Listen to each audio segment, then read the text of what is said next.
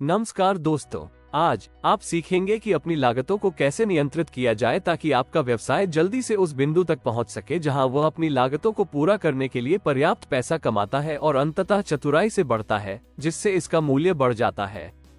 सरलता के लिए मान लीजिए कि चपाती, पूरी, परोठा के एक पैकेट, जिसे हम 1 इकाई कहेंगे, का बिक्री मूल्य 100 रुपए है। जब आप चपाती, पूरी, परोठा की 1 इकाई 100 रुपए में बेचते हैं तो सामग्री की लागत 55 रुपए है। बॉटलिंग और पैकिंग के लिए 3 रुपये जोड़े और चपाती, पूरी, परोठा प्लस के परिवहन और वितरण के लिए अन्य 3 रुपये जोड़े। 1 रुपया विपणन और विज्ञापन में जाता है। इसलिए आपकी परिवर्तनीय लागत, जो आपके द्वारा बेचे जाने वाले चपाती, पूरी, परोठा की संख्या के साथ बदलती है, प्रत्येक इकाई के लिए लगभग 62 रुपये है।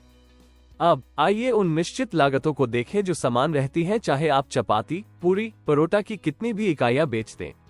जब आप चपाती, पूरी, परोठा की 1 इकाई 100 रुपये में बेचते हैं तो कारखाने की जगह किराए पर लेने के लिए 1 रुपये और बिजली और पानी जैसी उपयोगिताओं के लिए 1 रुपये अलग रखें और अपने श्रमिकों को भुगतान करने के लिए 5 रुपये तक, यदि आप बाहरी श्रमिकों को काम पर रख रहे हैं।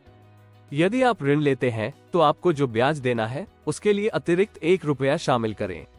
ये सब प्रत्येक इकाई के लिए निर्धारित लागत का लगभग 8 रुपये तक जोड़ता है।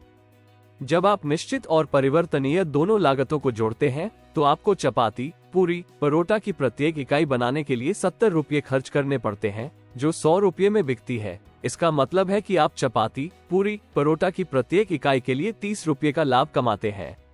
हालांकि आपको करों में 9 रुपये का भुगतान करना पड़ सकता है, इसलिए करों के बाद आपका लाभ लगभग 21 रुपये प्रति चपाती, पूरी, परोठा है।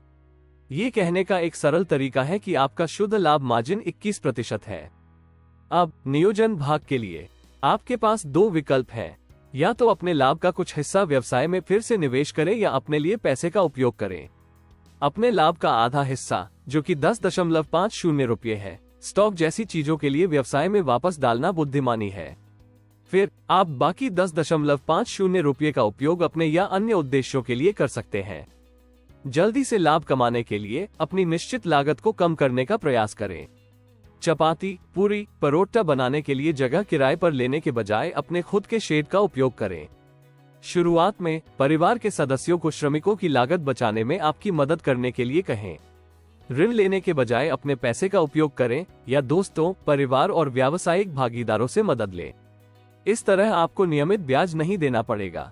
उन्हें एक निश्चित भुगतान के बजाय लाभ का एक हिस्सा दें।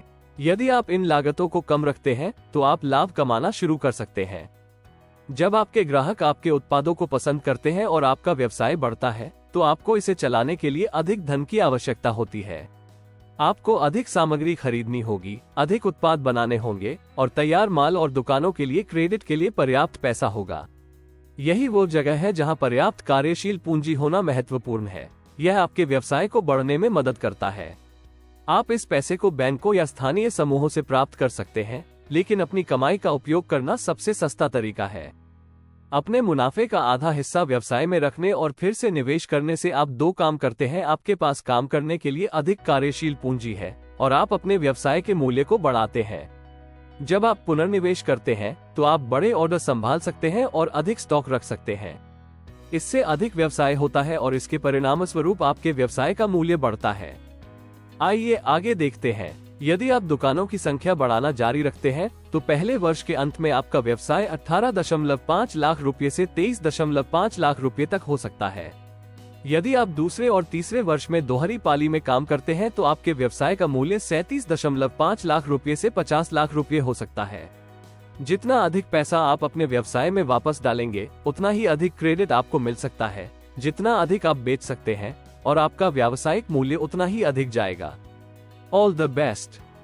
చూసినందుకు ధన్యవాదాలు। దయచేసి లైక్ చేయండి, షేర్ చేయండి, వ్యాపార్ కోచ్ ఛానల్ కు సబ్స్క్రైబ్ చేయండి।